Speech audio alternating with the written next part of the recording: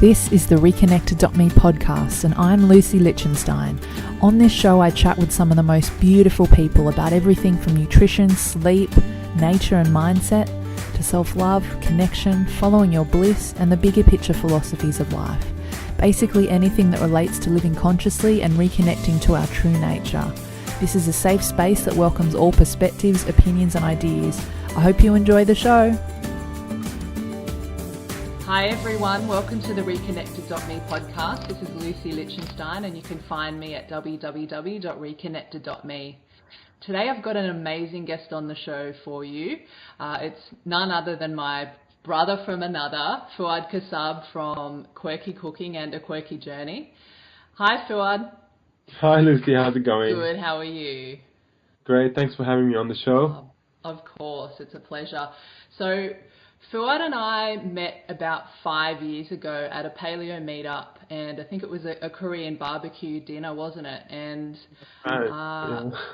It was funny because we kind of felt like we were just meeting up with an old friend or even just talking to a reflection of ourselves, and we've really been friends ever since. So, thank you so much for coming on the show. I'm super excited to just, share this conversation with everyone because there's a lot of, wisdom and heart and knowledge that you embody. So, thank you again.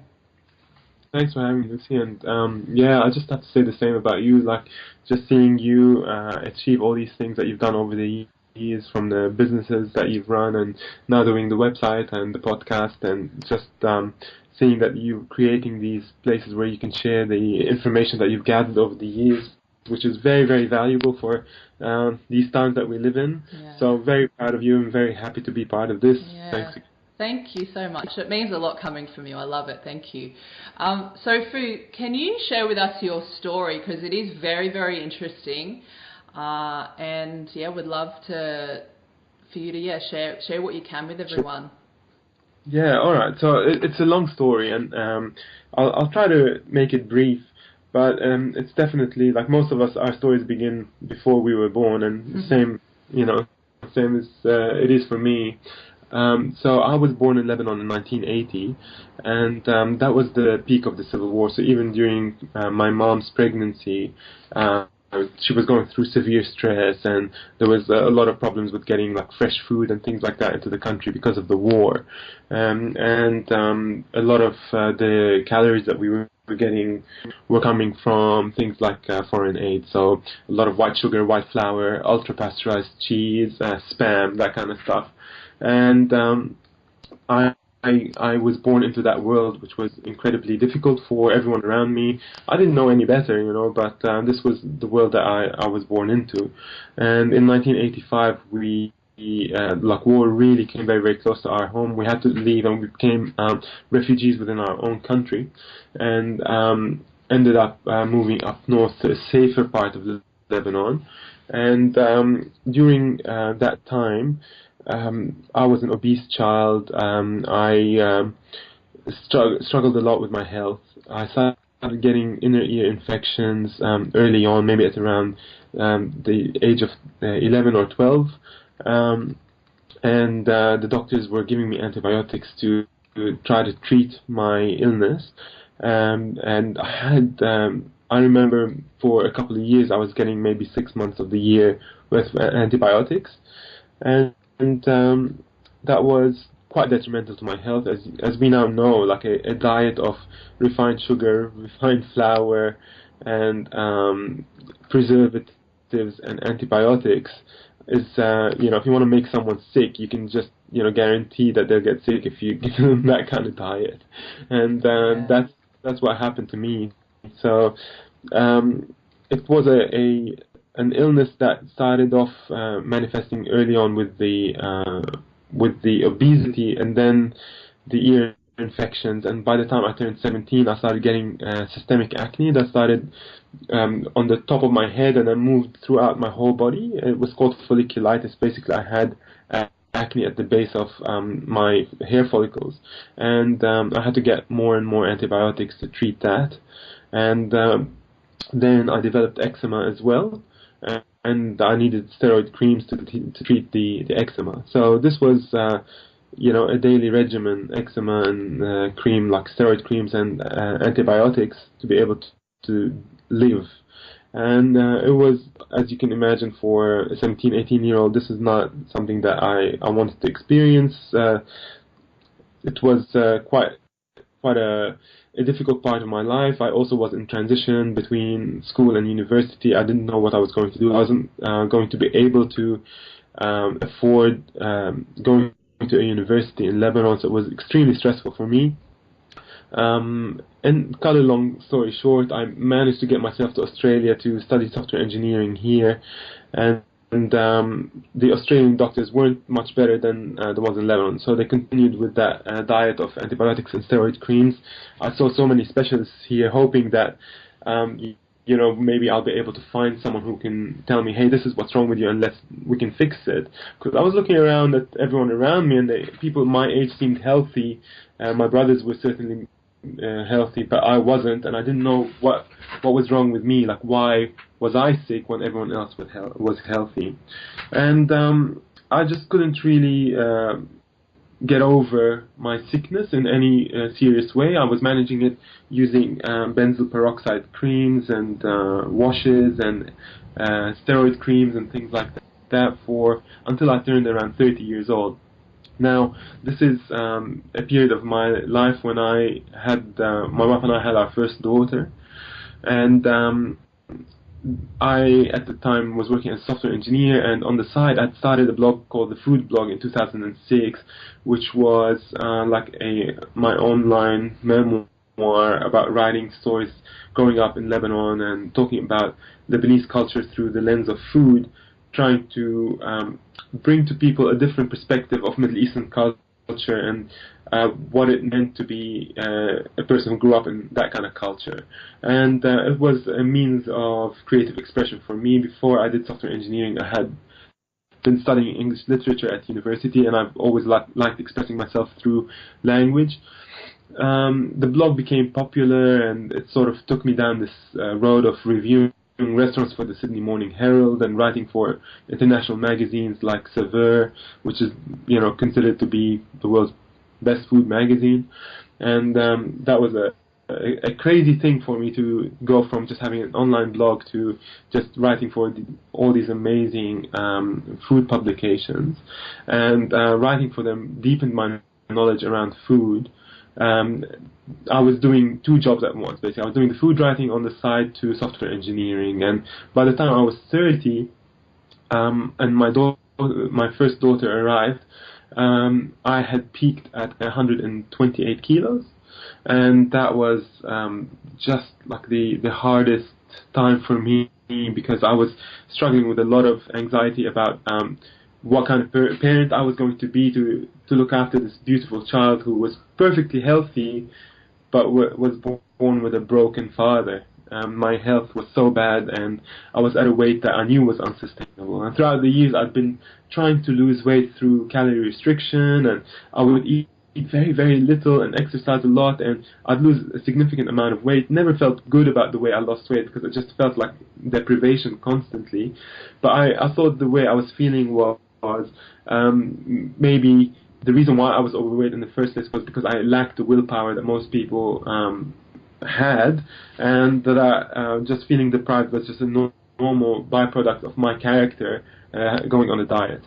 And so I didn't really know much about nutrition in terms of how it affects health. And in fact, none of the specialists and the doctors that I saw throughout the years to help me deal with my conditions had brought in nutrition as an element to dealing with my health issues. So in 2011, with all that stress, my daughter is around 1 year old, and I'm stressing out about being overweight and sick and having all these skin issues. I thought I was going to take a break from my career and focus on regaining my health. At least I would lose a little bit of weight. I thought, if I can't manage the skin issue, which the doctors are telling me, hey, it's your genetic luck, there's nothing you can do about it, you're going to have to continue to medicate for the rest of your life to be able to manage this problem. I thought, well, at least I can lose some weight, so if my daughter's crossing the street, I can actually go, after her and stop her from doing it, because at the time I was so heavy I couldn't move right. So I thought I'll go through a break from work, go on a calorie-restricted diet, exercise a lot, bring my weight down, and over the next few years, the weight would start going back up again, which was a normal thing for me. Like, I'd go on a diet where I'd lose weight, and then I'll go off the diet and I'll put the weight back on. And I thought, by the time that happened, my daughter would be at an age where she can look after herself. I don't have to run after her and feed her. So I thought that, hey, that'll be good enough. I can get it to that phase and I'll be fine, And so I quit my job, and as luck would have it, if that's what you want to call it, I'm not really sure what it is, but I think with my intention being set on really taking time to find a way to get healthy and happy within my own body, I saw an article in the New York Times talking about the toxicity of sugar and what it does to our body. It was written by a science writer called Gary Taubes, and it was making the argument that it's not how much we eat, but what we eat that actually makes a difference in our health. And he was making the argument that weight gain is a hormonal effect, not a caloric effect, which means that it is controlled by our hormones. So if we eat too much carbohydrates, we will produce insulin, and insulin is responsible for letting muscles, informing them that there's an abundance of carbohydrates that need to be burned, and it tells our fat cells to store any fat that there is in the bloodstream, and also to keep holding on to any fat that they have within them until the sugar is dealt with. That's because sugar has to be sort of kept within a very narrow band. If you get too much blood sugar, you'll get hyperglycemic, and if you get too little blood sugar, you get hypoglycemic. Whereas fat can be stored inertly in fat cells, and the body preferentially wants to deal with sugar because of toxicity, and puts the fat aside and deal with it later. And historically, that's been a good thing for us, because we would put on weight during the times of abundance of spring and summer, and then during winter, when times are lean, we'd burn the fat off because there aren't any carbohydrates, and we'd be able to our insulin would naturally drop, and we'd be able to access our fat storage. And that was the argument it was making in the article, and it was saying that the caloric myth was just that. It was just a myth, and it wasn't really true. That you don't lose weight by eating too little. You're actually losing weight by eating too little carbohydrates. That's the difference. You can eat fat, as many calories as you want, as long as your insulin is low, you still lose weight, which was really mind-blowing for me at the time. And the book itself, the article itself pointed back to Gary Taubes' website, and it said something like Gary Taubes is the author of Good Calories, Bad Calories, and Why We Get Fat and What We Can Do About It. And I thought, well, I thought I knew why we got fat and what we can do about it. We get fat because, we eat too much and move too little, and we need to lose weight by eating less and moving more, and I knew that from myself. My experience had been that when I'm putting on weight, I'm eating too much, and I'm feeling sedentary, and when I really, really push myself by eating too little and I exercise a lot, I do lose weight. But the hormonal argument sort of clicked within me, and I was like, all right, I'm going to have a look a little bit more into this. So I bought his book and read it, and then I said to Elaine, my wife, I said, I'm going to try to go on this diet that this man is talking about. And he was prescribing an Atkins-style diet, saying that you just reduce your carbohydrates to 20 grams or less, or whatever it was. I can't remember what it was. But he was saying just go low carb and you'll be fine. And because of my philosophy on food and being a food writer all those years, I'd never really wanted to go on things like Atkins bars and those disgusting, horrible, industrialized foods. So I was just eating a low carb whole foods diet, and which in 2011 paleo hadn't really surfaced much, especially not in Australia. Yeah. But what I really figured out was after doing this for a while, that and paleo started becoming more mainstream. It was like, oh, actually, I'm doing a low carb paleo. But I'll tell you what happened basically within a few weeks of going on this kind of diet. My wife was really hesitant, and I said, look, I'm going to try this. This probably might kill me because I'm eating a lot of eggs and bacon and cheese and things like that. And all the good stuff. Yeah, I was worried, but I thought, I'm like, what's the word? At least I'll go happy, Yeah.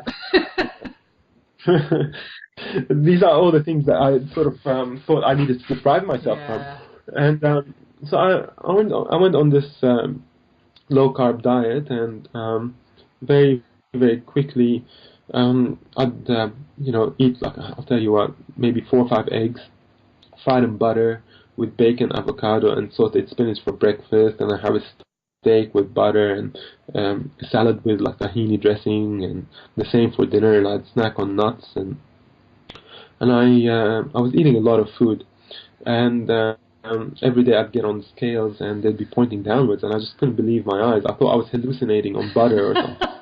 Too much butter. Yeah, so I think something's going wrong here. This can't be right. Yeah. And what happened to me as well, apart from the weight loss, was I think around the 2-week mark or something like that. I hit what they call the low carb wall, or you get this really you go through a bad couple of days where you feel exhausted, and it's those days when your body that's been used to burning sugar has depleted all its sugar and has been really, really struggling to manufacture energy for you using fat, and it just almost like gives up during those 2 days, and it's just exhausted.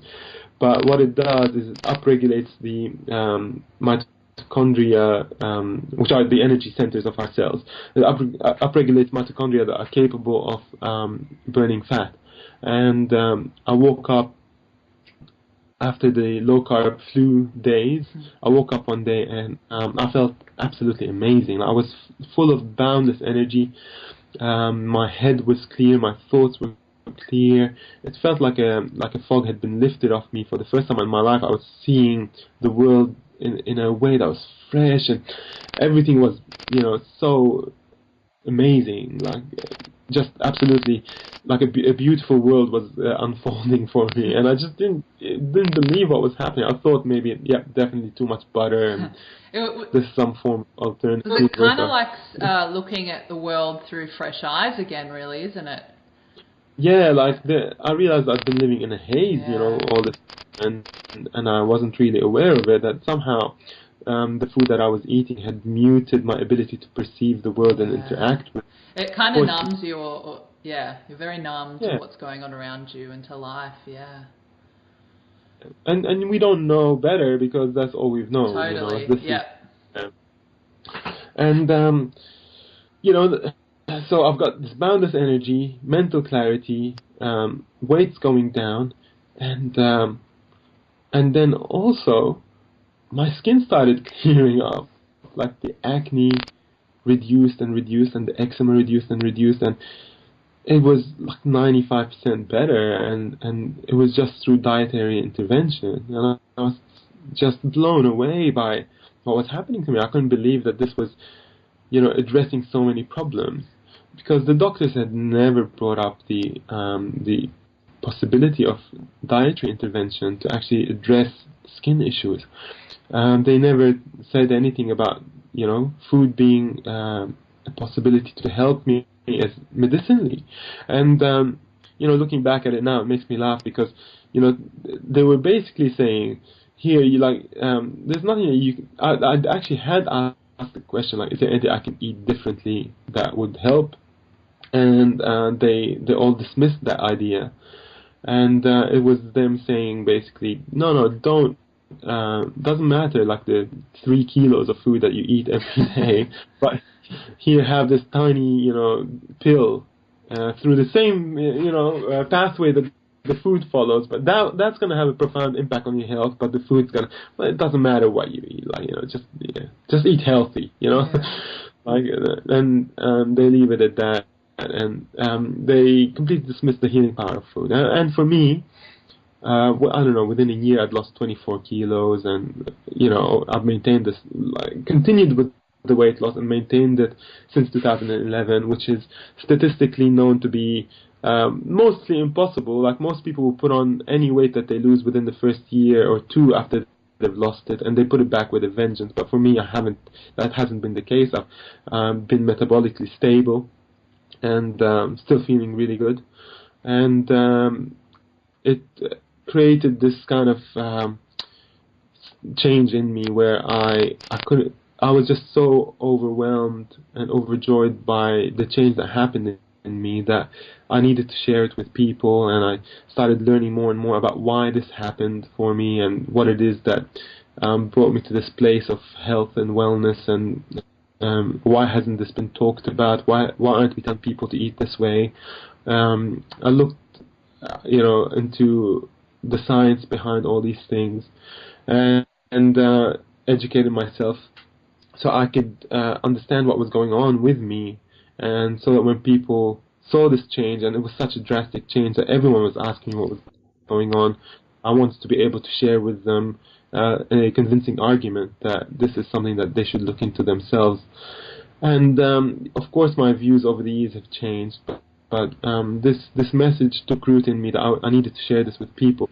In 2014, I started a restaurant called Chickpea in Summerhill, which was a gluten-free whole food restaurant, and I was cooking Middle Eastern food based on these principles of whole foods and eating natural foods and minimizing refined carbohydrates and things like that, and just focusing on natural foods. In 2015, the restaurant did really well. The Sydney Morning Herald called us one of the best pop-ups of the decade, and that really sort of catapulted me further into this world.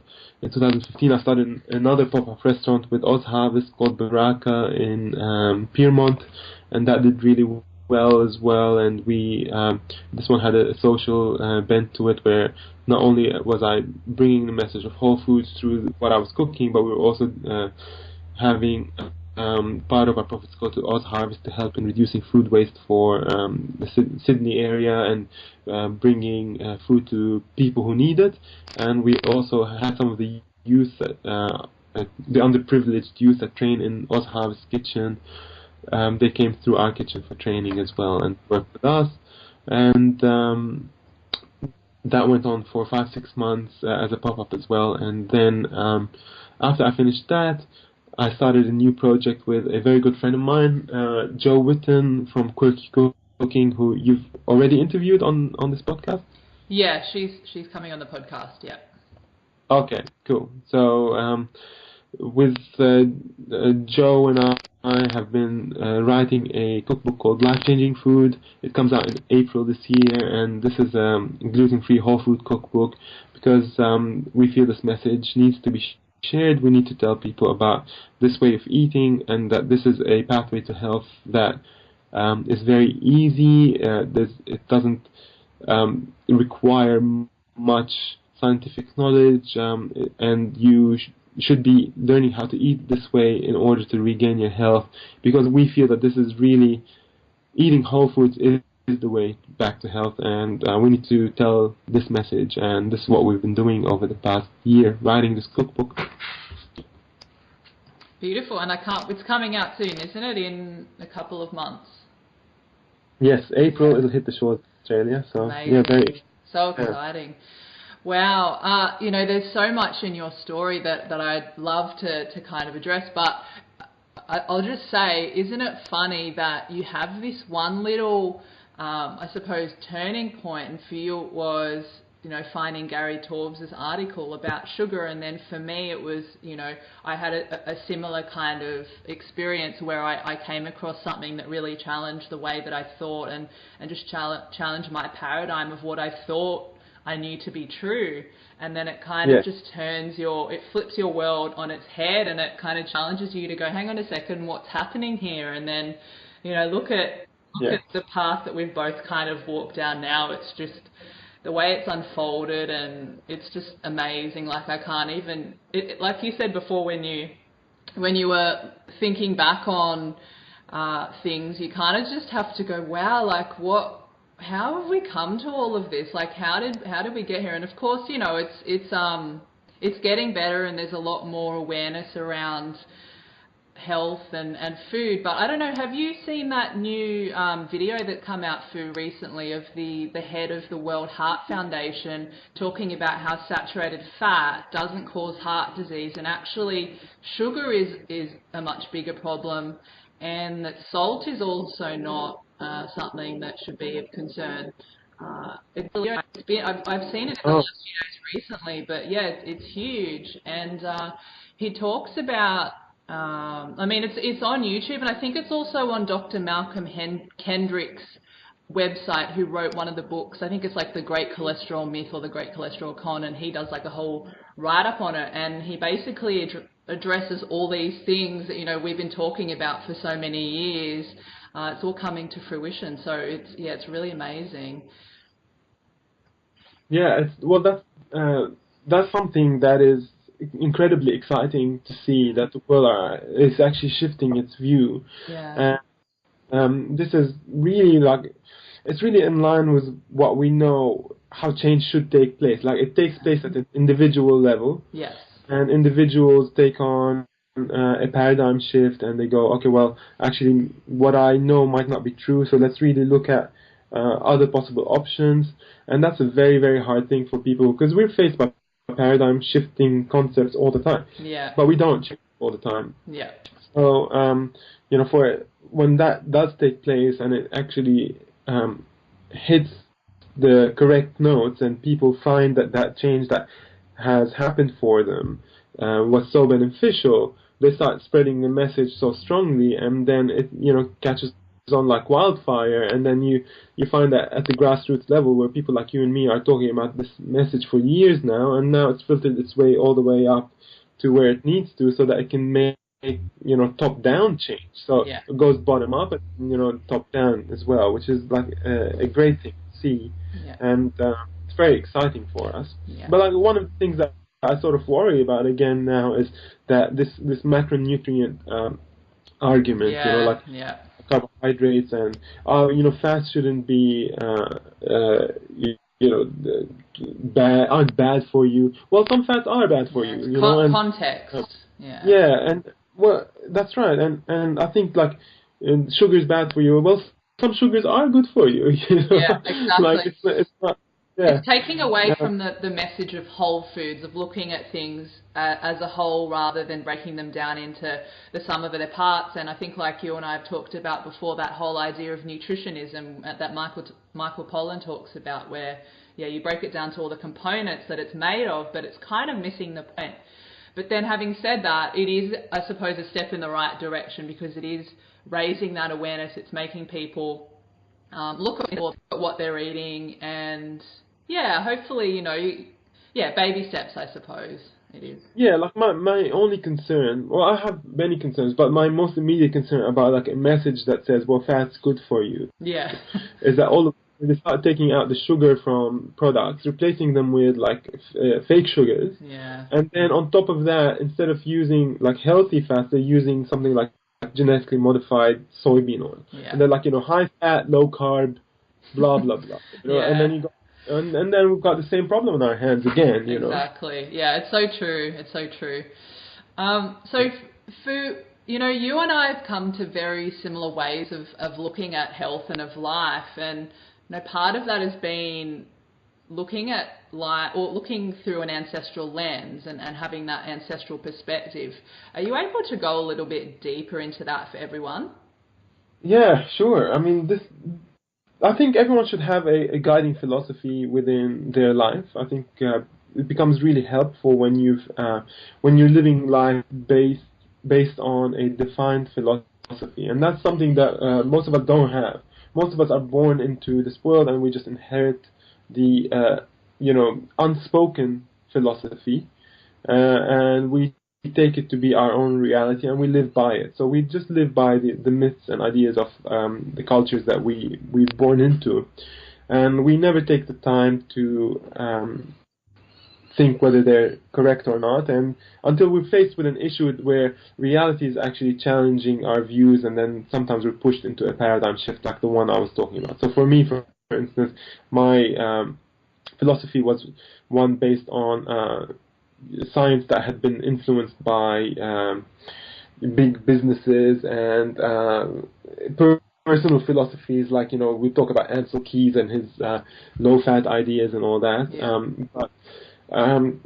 I find that when I discovered that the way I was eating was in line with what the paleo diet was talking about, I started looking a bit more into the paleo diet itself, and at first I was sort of hesitant to label anything that I was doing with paleo or whatever it was. So paleo was my first entry into looking at an ancestral view of food and lifestyle. And the idea is that we've been a human species on this earth for, hundreds of thousands of years, millions of years. We don't really know. I don't know. But a very long time. And we know that the current mode of thinking is relatively very, very recent, and that for the majority of our lives on this earth, we, as human beings, we've lived harmoniously with nature, and our habits and our ways were ones that were adapted to our environment, which was a natural environment. And therefore our genetics and our emotions and our psychology, they're all adapted to ancestral ways. And when I say ancestral ways, there are many different ways of hunter-gatherer tribes, or even early agricultural people.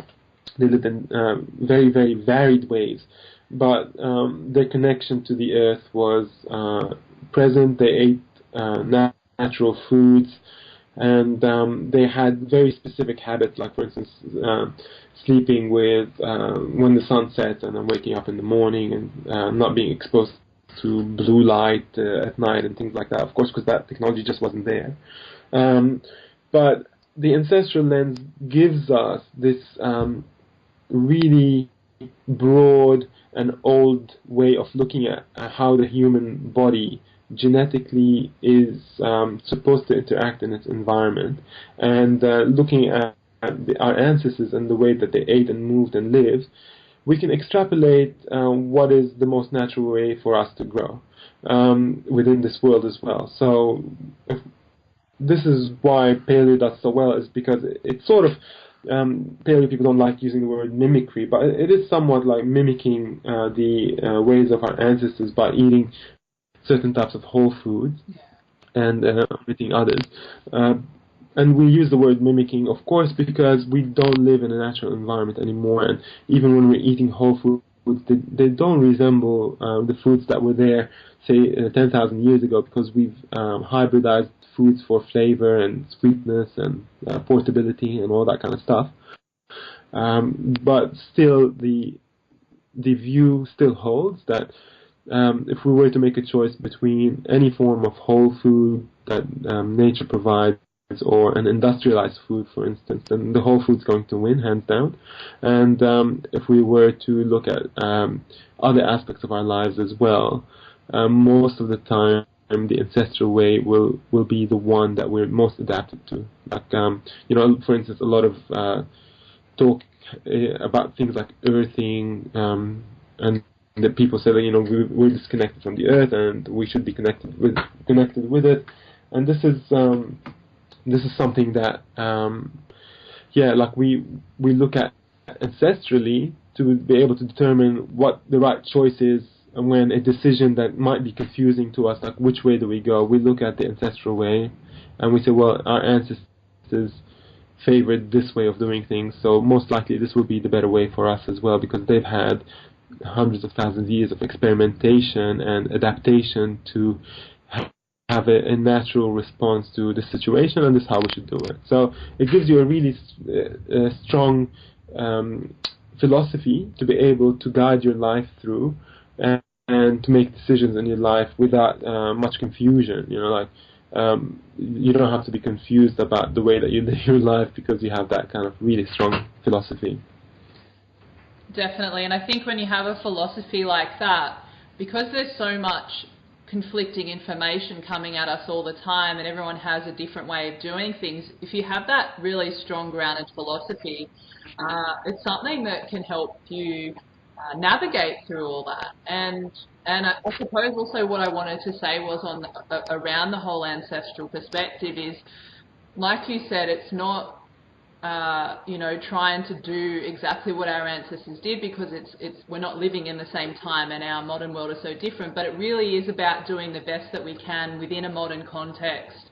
And perhaps even, technology is a very prominent thing now, and it's not really going anywhere. So I suppose we've kind of got to learn to work with it and use it in a way that is as sensible as possible as well. So yeah, it's an amazing thing. Like the technology is definitely amazing, and we wouldn't be able to be doing this right now.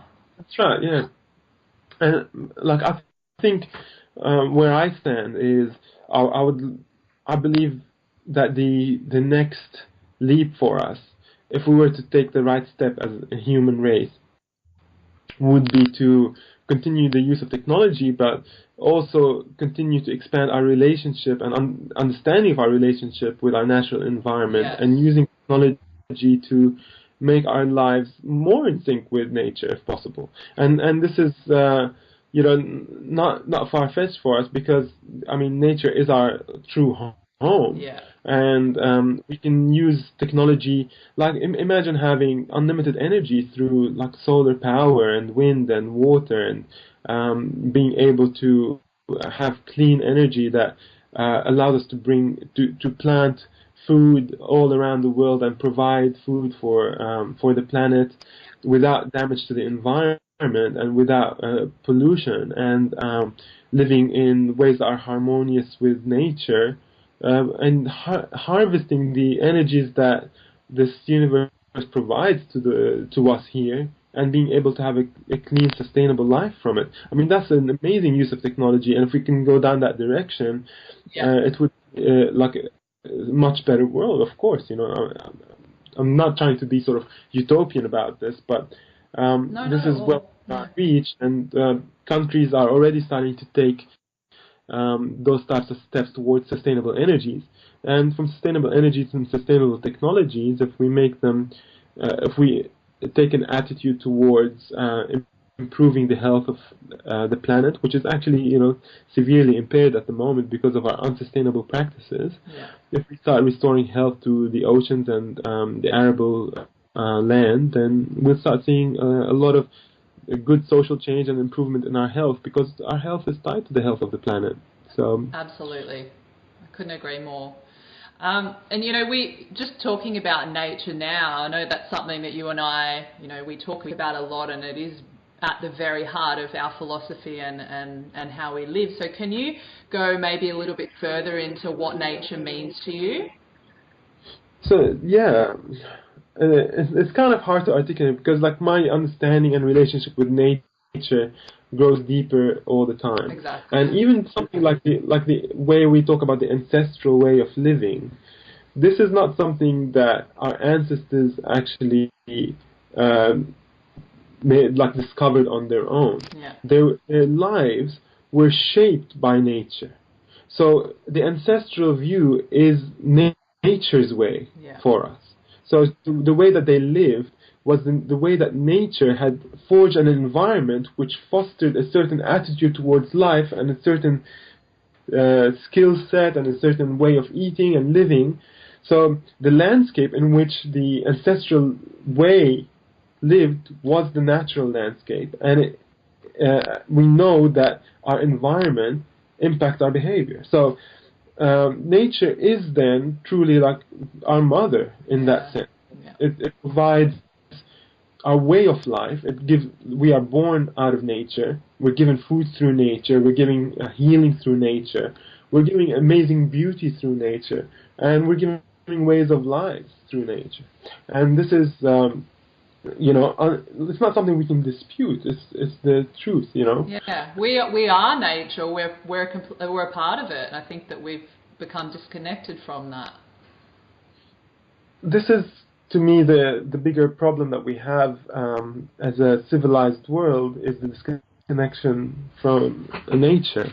And we talk about, individual individuals who are sick, and we say this person is sick. I believe most of our sicknesses come from this disconnect with nature. And I believe totally, yeah. To put it this way, we take a vitalistic view towards systems. Yeah, when we say that, let's say your body's sick, and we go, doctors usually have a very narrow view, and they focus on the one thing, and they're reductionists. They should be looking at the whole system in our body, and they should be saying, well, why does that person have that disease?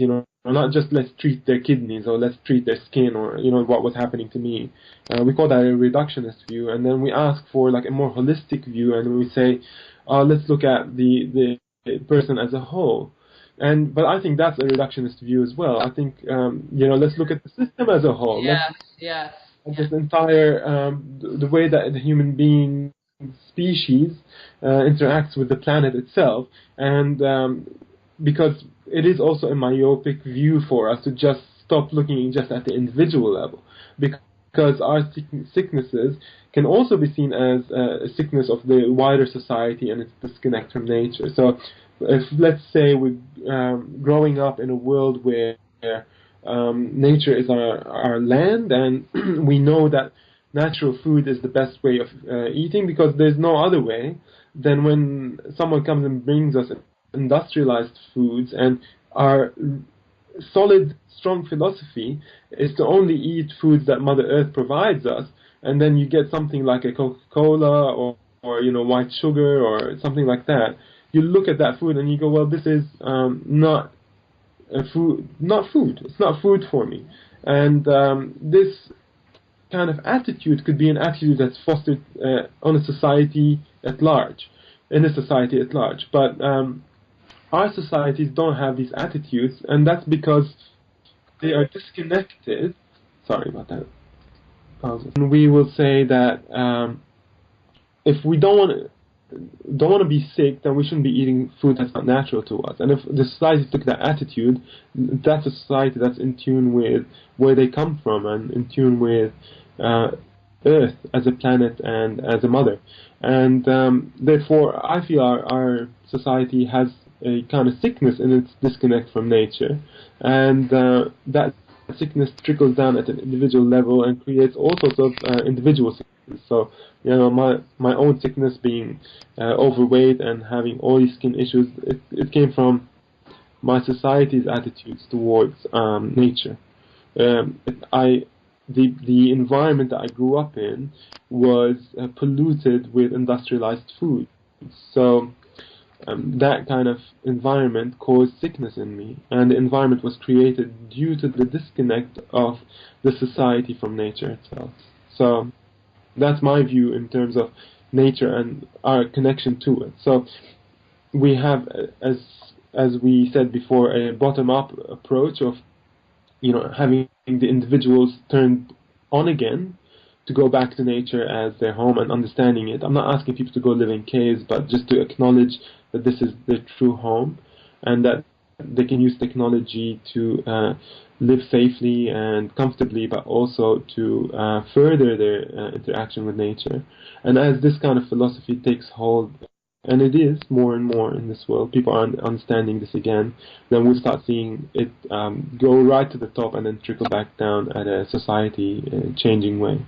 So this is my hope for it. Yeah, that's so beautiful. And, I love how you said that it's not even about looking at the individual as a whole, because that's still compartmentalizing, what's going on here. And really, you have to look at the whole ecosystem. So, not just human beings, but, the microorganisms and the plants and the animals and the soil and on and on and on and on. You definitely have to look at the bigger picture view of the whole system. So I love that you said that. And, something else that came to mind for me was when you're talking about sort of society's view or the culture that we've kind of been brought up in. I was watching a documentary the other day I think it was maybe on the Mayans from South America, and something that was really interesting that I thought that they said was they like to sit on the floor because they want to be connected to the earth. And I love that because, you know, that really shows that that is something that is really a part of their culture that's perhaps missing in ours. And, you know, a lot of us are starting to kind of get that message and, you know, try to reconnect and do all those things. But I just thought that was really profound to hear that. Yeah, so this is as well for us, like people who are disconnected from nature, as we start looking back and go, well, that's nice, you know, they want to sort of, they want to be connected to nature, but we don't even understand to what extent their view of being connected to nature means. Like, what does it mean to them to be connected to nature? Because, you know, the Andeans and the Mayans and the, you know, South American Indians, like the entire Indian people of America. I don't know if that's the best way to call it. American Indians, I guess. Yeah.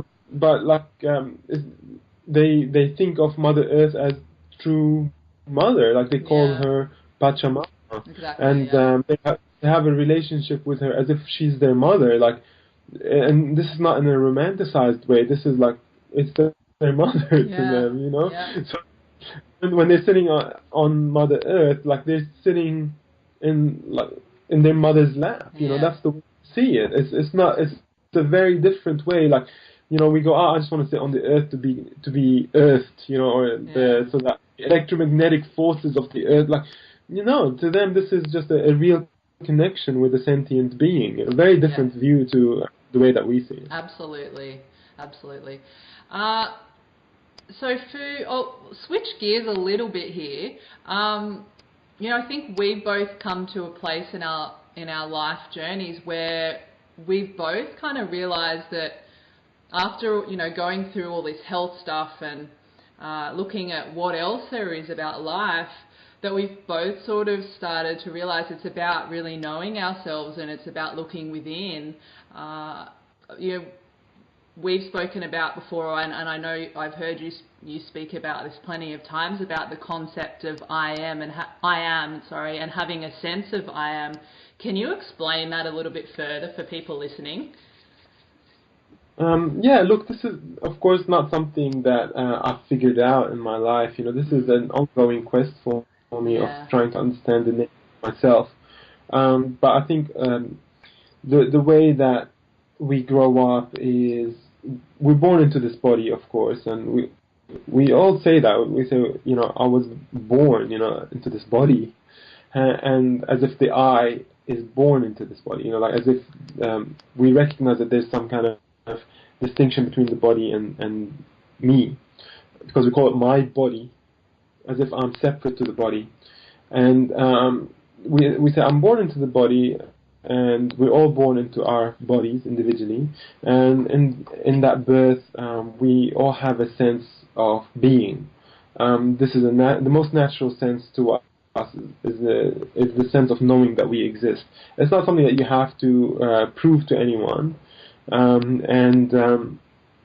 When you look at that feeling of being for yourself, you know that's probably the most solid thing that you can count on in your life, is that the most intimate knowledge and the most available in the moment knowledge is the knowing of your own existence. So we know this, and it comes to us in the feeling of I, you know, it's the feeling of me, who I am.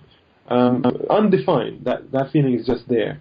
And as we grow up, we start forming ideas about what this I is. So, you know, we start going, the body is the closest thing to us. It's the one that we feel navigates us through this world. So we start associating that feeling of I with the body, and then our minds become more and more complex, and our parents address us as Lucy, do this, Lucy, don't do that, Lucy, you're so nice, and all that.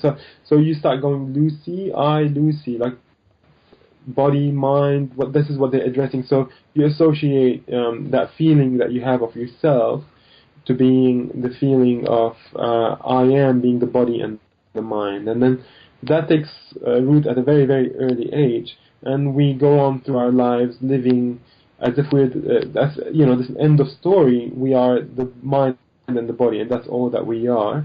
And we don't need to even look at it. And then we go on and live our lives in this world, and most of our looking happens externally.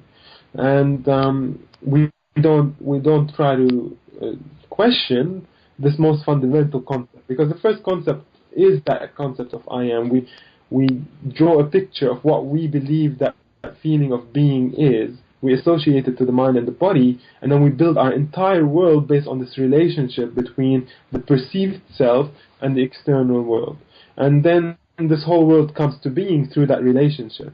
And most of us will spend a very good part of our lives. A lot of us will never actually even look at what that I am is. And a lot of us do look at it later on in life. We'll come to a place in our lives where looking outside for answers, we feel that has been depleted for us. So we can't find any answers anymore to our life's quest. And for all of us, I believe our life's quest is a quest for happiness. I know that this is what everyone is looking for in life, and we look at it in different ways and in different places. And we want to be happy. We want, and we're not talking about fleeting happiness. We're talking about a happiness that we somehow know instinctively that there should be some form of happiness that if we come to it, it will never leave us.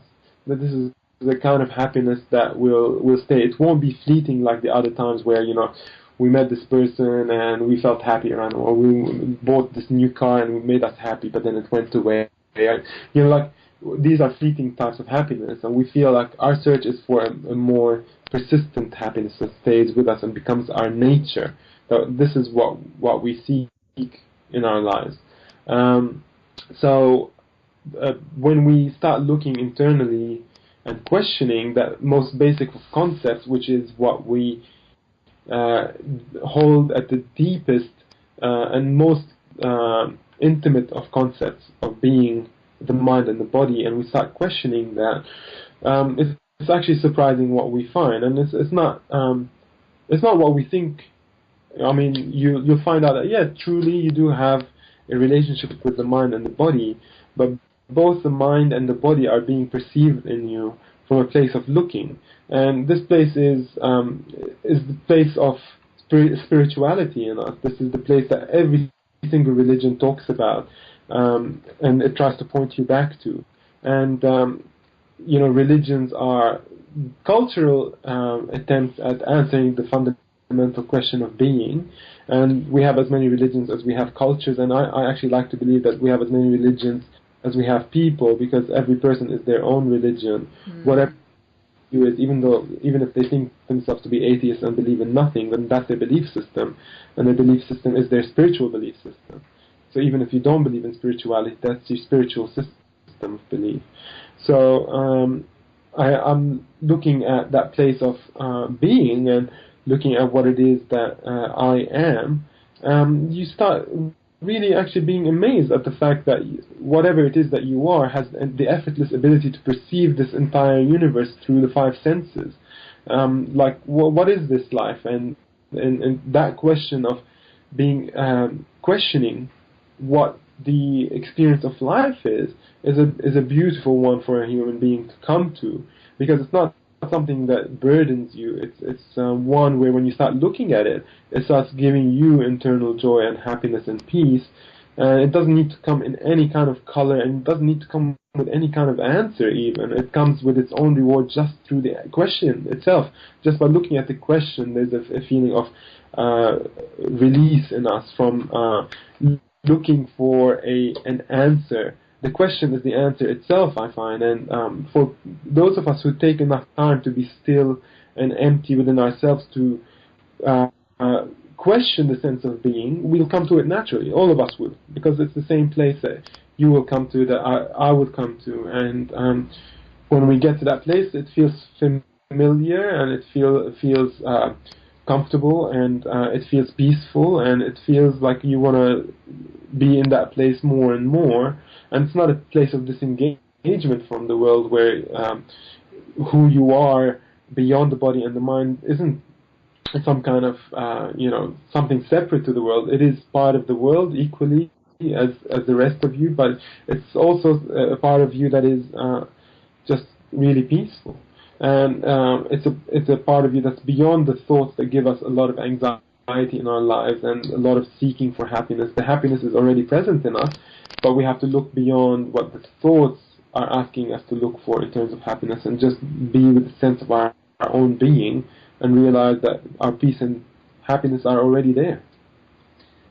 You have such a beautiful way of articulating all of that. I think I've said to you before, because these are the types of things that I've come to as well, but I can't explain it as well as what you just did then. And you're right, like this love, this peace, this blissfulness, this happiness, this is what we've always been. This is like our default state, and I suppose going through life is a journey of realizing that and getting back to that, which is interesting, because it's kind of like going the long way around, but I suppose that's also what makes life interesting, and that's, we grow and we learn and we experience, and it's beautiful, It looks like a cruel game, for the outsider, like all this suffering, all this pain, and it's a beautiful one. Yeah, so, absolutely. All right, well, okay, so we're coming towards the end of the show, but I think we do have a bit of time for a quick bonus round. So these are questions that I ask everyone that comes on the show, Fou. So we'd love to know what inspires you in your life right now. What's exciting for you? So many things, really, but one of the things I'm really excited about now is to learn more about medicinal plants. Yeah. So one thing that I have a podcast of my own with Joe, and we had a great podcast with a herbalist the other day, and she was talking about different types of medicines, and she was saying that white willow bark, which is the tree that aspirin is extracted from, or was extracted from originally, doesn't have the side effects of aspirin. So when you take aspirin as an isolate, it will damage your gut lining. But if you have white willow bark, it has all the anti-inflammatory properties of aspirin, but because it comes with these tannic compounds in it, like the bitter parts of the bark, those ones protect your gut lining while the aspirin does its job as a medicine. And it's, it inhibits the production of prostaglandins and lowers your inflammation. And so it's kind of like having, when you have cofactors and when you have a whole food, and everything that you need is in that. It's the same thing with the herbs, right? When you get it in that form. That's exactly what you're away, right? Yeah. Because I was like, oh my God, whole food medicine. This is, and so I went and got some. I went to a herbalist. I was just in the Blue Mountains for just a day trip, and I saw this herbalist. I'm like, I called her up and I said, hey, can I just come and get some white willow bark off you? Or do I need to do something? She's like, no. You can just come and I can give you some. And so I went and got some white willow bark off her, which is this brown liquid that's slightly bitter, and you take a teaspoon's worth of the stuff, and I put it in water and I drank it, and this feeling of well-being and decreased pain came over me, and I felt really great, and I've been taking it as an experiment for the past 2 weeks, and it's improved the quality of my skin. It's I have scoliosis, which gives me back pain, and that's reduced massively. It hasn't, my digestion is still good. I feel great on it, and I'm just blown away by the ability of these plant medicines to help us, and it makes me love Mother Earth more and more, and sort of want to know more about other types of herbal medicine as well, because I believe that we have everything that we need in this planet to be very healthy, and it's just a matter of reconnecting and reclaiming our the knowledge that these people who studied herbal medicine, they had herb lore in their cultures, they understood about all these things. I'm excited to see now that we're at a scientific age where we can take something like white willow bark and extract it in its whole form, but also know the exact dosage of it so that we don't overdose on it, and have these problems that, Western medicine usually uses to criticize herbal medicine. Wow. So we can have the best of both, where we can just look at these plants, really gain their full benefit, and use them as allies in our lives to help us have better health, better energy, more clarity, less pain, and allow us to live our lives, in symbiosis with them. Because, of course, if these plants are things that are going to help us, then the ethical thing to do is to look after their well-being as well as they look after ours, and guarantee that our mutual survival. Yeah. And this excites me a lot. So I'm trying to learn more and more about herbal medicine for my own self. Yeah. And my aim is to get 20 or so, the knowledge of 20 or so plants. I just set that number for myself, just so that I could say, I got to know these plants myself. Yeah, and, wow.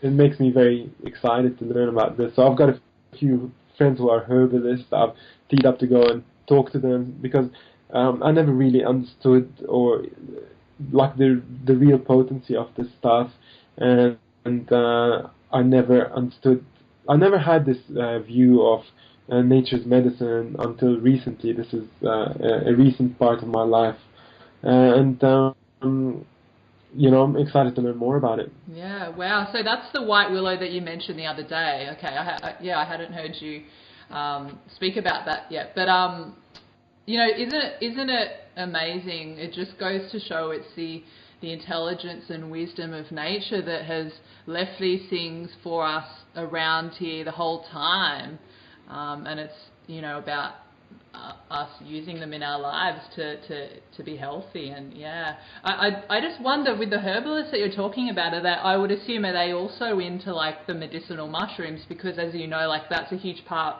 of me on that whole plant medicine, although fungi, I suppose they're different to plants, but they do also offer us healing and health as well.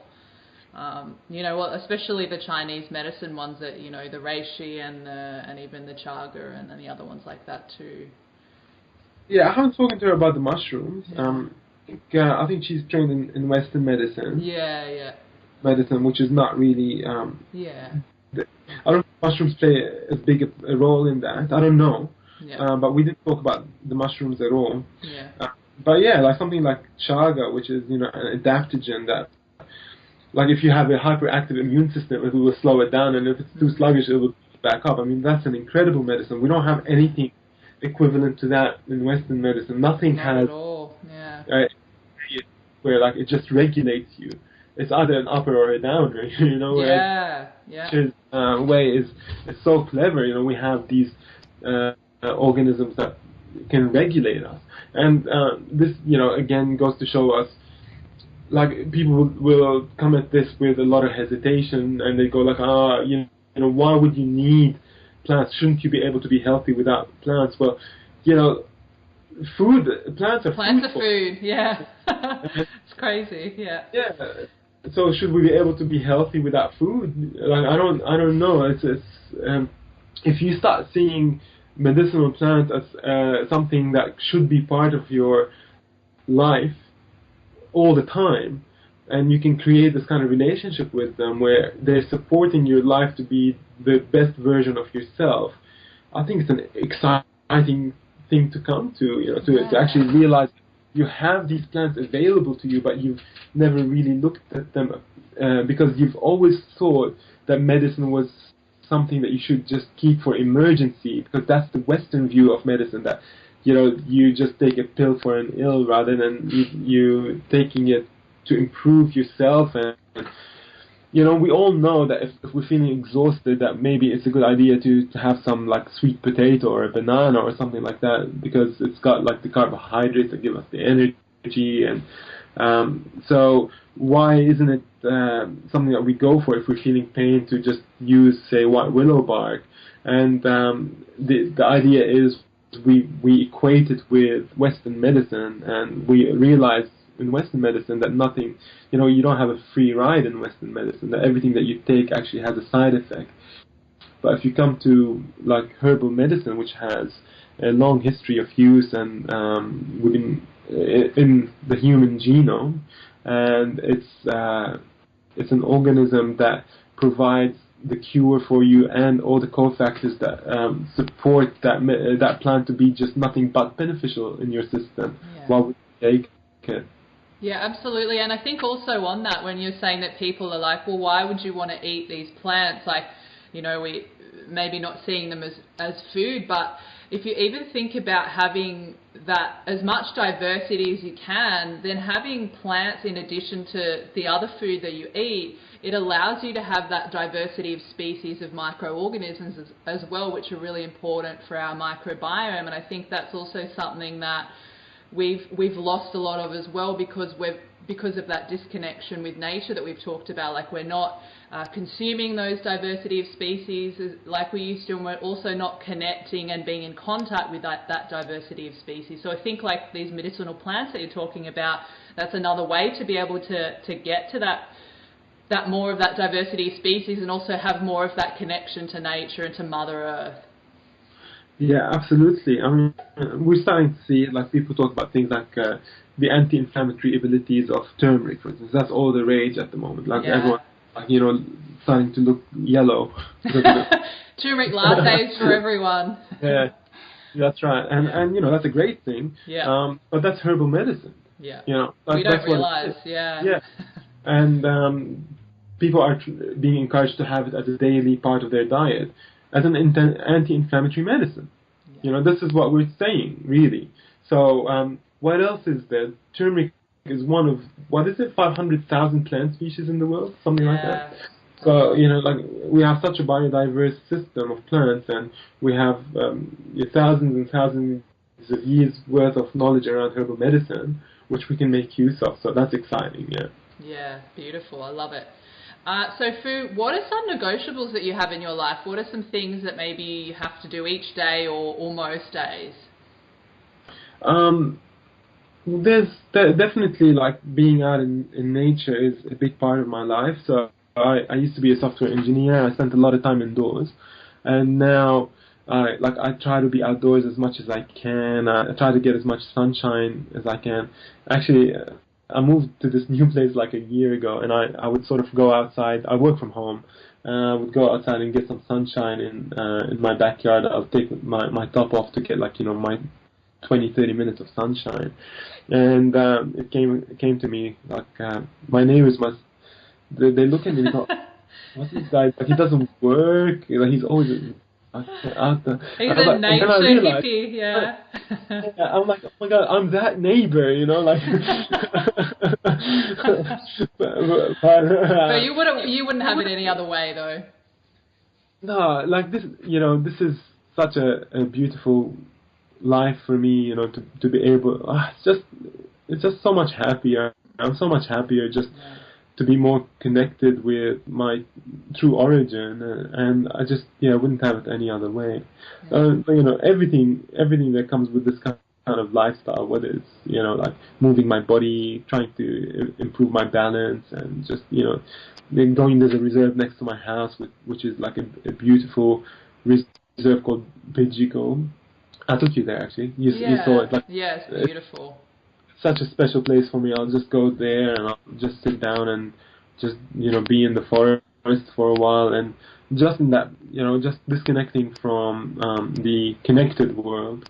There's a feeling of well-being and improved energy and improved mood and all that. So I try to be in nature as often as I can. Yeah. Well, and isn't it funny that just being out in nature, I mean, quite clearly that shows that having that connection, you know how you feel when you're out there, right? I mean, you don't even really need science to prove that. You know that you feel calm, you feel clear, and you feel happy, and you feel grounded, and there's really something to that. And I agree with you. That's probably my number one as well, is being that close to nature for sure. I'm trying to bring all the other stuff, like I'll go to nature and then I'll have my movement, and I'll go to nature and I'll just go, wow, this is so beautiful. I'm just grateful to be here, and tick, like gratitude is tick. Yeah. And then you go, and you're sitting in silence, and that's your meditation done for the day. You're like multitasking while you're in nature. Yeah, you get sunshine as well, and yeah. Oh, beautiful. I suppose it's kind of like a modern take on doing it, right? You try and get as many things done in the one piece of time as possible. It's like, what do you call it? It's productivity. That's right. Yeah.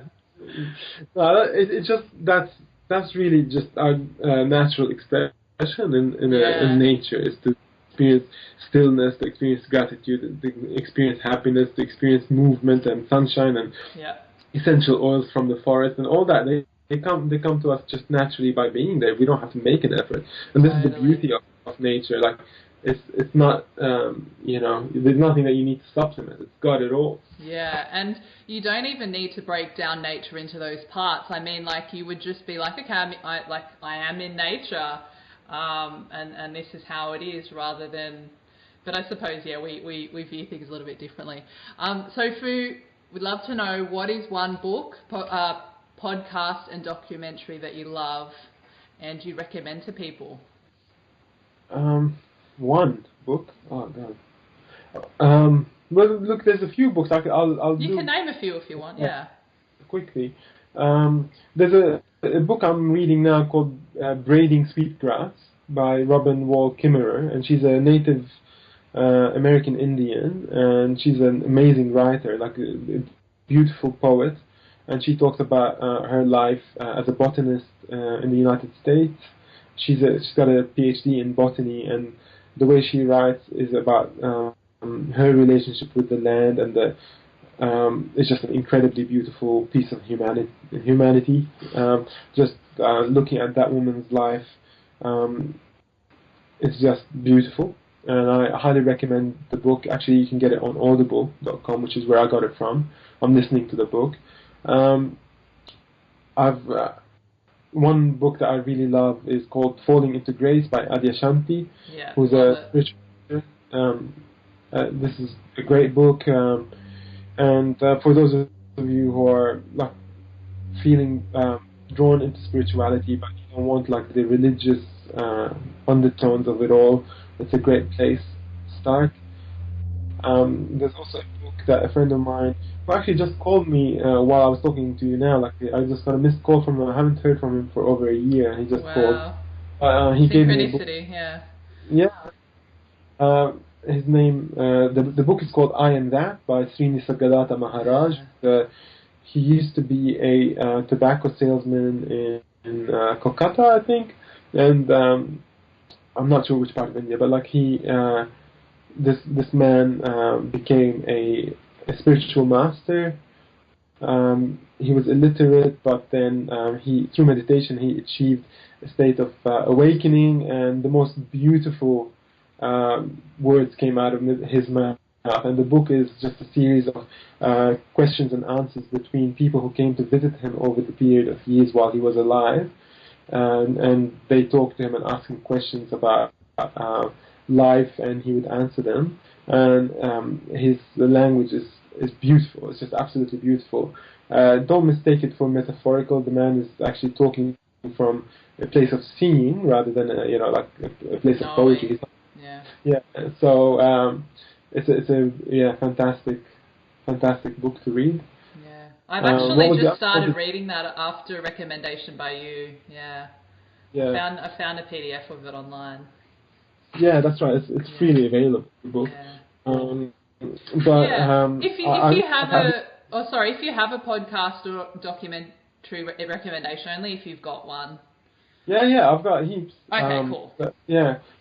So podcasts, for those of you interested in this kind of going back to a more natural way of living, Lucy, you would probably mention this podcast on your podcast, but it's called Rewild Yourself by Daniel Vitalis. Yeah, one of my favorites. Yeah. A really good podcast for like general stories that I like. The master storytellers. It's called Radio Lab, It's a fantastic podcast where they just get into these amazing stories. They'll just the way they report on them, it's just absolutely brilliant. And they cover all sorts of topics. It's not down one path. I have another one I love is the Alan Watts podcast. So he's a philosopher from the 20th century, and he's a very eloquent man who described his thoughts so well that when you listen to him, you're like, he really, it's mind blowing. I love the way that he speaks and the things he talks about. And there is a Buddhist teacher called Tara Brach, which I love listening to. Her podcast is called Tara Brach, Brach. And what else? I guess if you haven't listened to Joe Rogan, that he's a really fun podcast to listen to. He gets a lot of different characters on the podcast. Very popular podcast, but it's really well worth listening to, especially if you're interested in the topics that he's bringing on the table, and he interviews a lot of different types of people. So yeah, that's one to look at. Yeah. Amazing. Okay. Well, yeah, and documentary. Yeah. Sure. I've got there's one called Searching for Sugar Man. I don't know if you've seen it. I haven't seen that one. No. It's so cool. Yeah, it's just beautiful.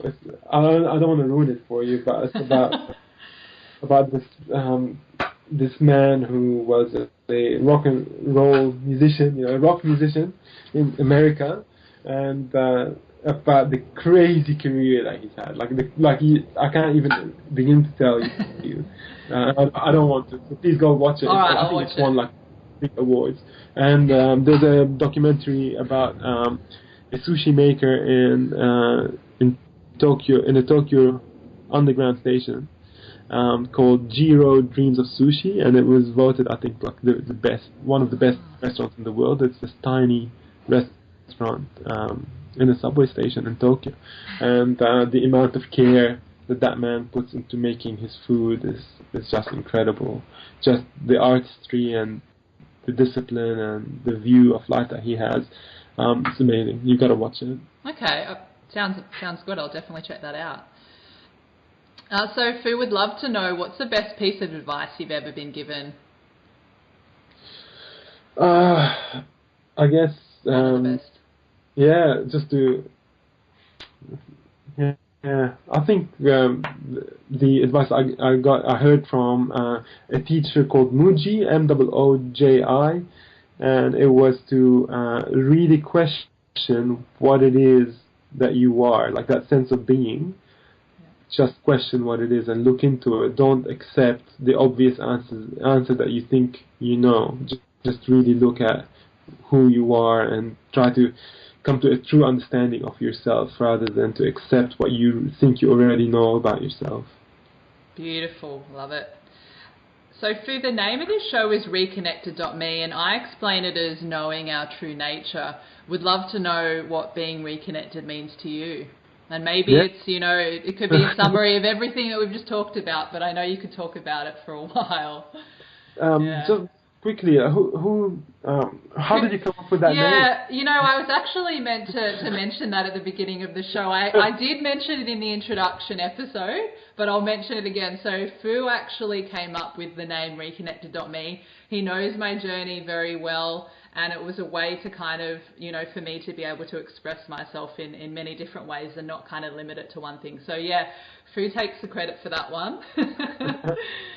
So I guess, this would have been, if I had a podcast on my own, I probably would have called it that myself. Yeah. So you and I have parallel lives, and we do. But we'll be doing things, I'm sure, in this vein in the future. Yeah, but go ahead. Yeah. Yeah. So it's the same. What it means to you is what it means to me. I want to come to a better understanding of myself, better understanding of my relationship with this earth and the life that I'm living, knowing it better, knowing how to live it better, knowing how to bring more peace and happiness and health into people's lives, and this is the focus of my life. And I find that the more connected I am to my true self, the more I'm able to be of service to other people and like my family and my friends and the circle of impact that I have. So yeah, that's really what being reconnected means to me, is to spread happiness and joy as much as I can. So beautiful, and you totally do. You completely embody it, and it's infectious. I love it. So, Fouad, do you want to let everyone know what you're currently working on, if there's any projects or what's coming up for you this year? Yeah, so my book hits the shores in April. It's a 288-page cookbook, entirely gluten-free, whole food, with methods for the Thermomix or conventional cooking. So both methods are in there. The book is available on quirkycooking.com.au. So you go there, and there's a banner to pre-order the cookbook, which you can do now, and you can get free shipping. Oh, I think it's $10 now for the shipping. Yeah, I think the free shipping ended. Yeah. That did, yeah. So that comes out in April, and I'll be doing like a book launch in May. I believe towards the end of April. When is it? Yeah, I think the 28th or something. We haven't fixed the date yet, but we're working on a gut health retreat up in the Atherton Tablelands near where Joe lives, for people who want to take some time off and focus on their gut health and to eat well and to de-stress and catapult their journey into health from a place of positivity and a place where they can educate themselves by being around myself and Joe and other people who are well immersed in this world, and it'll give you a lot of momentum for your journey to move forward. We still haven't advertised this yet because we don't have the dates yet, but we will be. Then the book launches in May, and then after that we'll be traveling around Australia to promote the cookbook and do cooking classes and seminars around the country, and maybe New Zealand and some of Europe. I'm not really sure exactly. Amazing! Wow. So that's it. Yeah. And you also listen to my podcast, which is called A Quirky Journey. Yeah. So just Google A Quirky Journey and it'll show up. It's on the Wellness Couch, and yeah, if you want to reach out to me, I'm on fouadkassab.com. Lucy, you probably put some links in the notes. Yeah. Yeah, and the foodblog.com.au, I suppose, if anyone wants to read your sort of food and food journey from early on that you mentioned in your introduction. Yes, and I'm also on Facebook on Fouad Kassab Health. Beautiful. Well, what an amazing show. Thank you so much for coming on. As always, I love chatting with you, and I think I've joked with you before about, conversations that we've had that I wish we would have pressed the record button and recorded a podcast, so we finally be able to do that, which is amazing. I love you, and thank you so much for your friendship and for everything that you do, and I'm so excited and grateful to be able to be on this journey with you. So thanks again for coming on the show, Fou. Thank you for having me, Lucy. Love you too, and really appreciate being on the show. Yeah, beautiful. So thank you everyone for listening, and as always, you can find me at www.reconnected.me, and would absolutely love it if you're able to head on over to iTunes, subscribe so you never miss an episode, and leave a rating and review.